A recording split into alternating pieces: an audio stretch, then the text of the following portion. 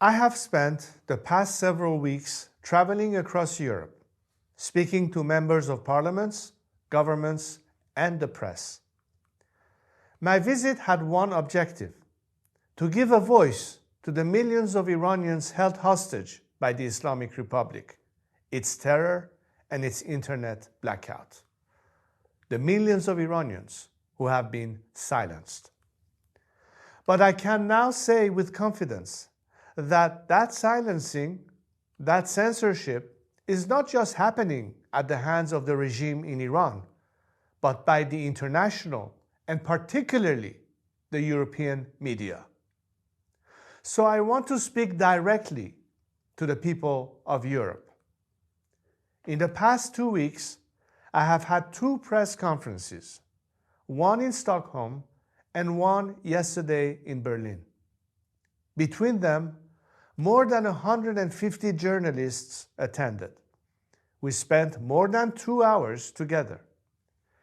And in those 2 hours, not a single of the 150 journalists asked me a question about the 40,000 Iranians slaughtered on the streets of my country on January 8th and 9th. Not a single of the 150 journalists asked me about the 19 political prisoners executed in the last 2 weeks. When I told them that there were 20 political prisoners currently sentenced to death, not a single one of the 150 journalists asked me about them.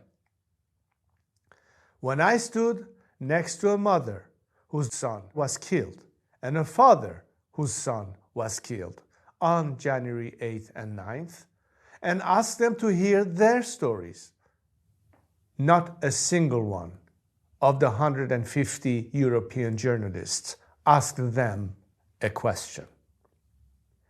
Here, in the heart of a continent that claims to stand for human rights, justice, and dignity, its journalists have fully abdicated their professional responsibilities and even their moral objectivity.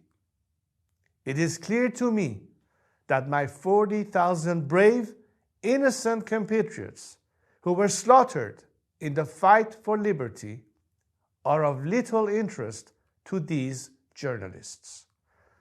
They seem more interested in criticizing America, asking why the United States and Israel killed the dictator that has slaughtered our people for 47 years, than criticizing the regime doing the slaughtering.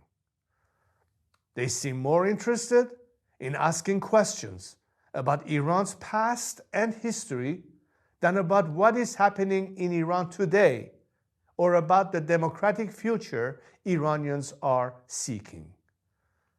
One member of parliament even told me they didn't think Iranians were ready for democracy.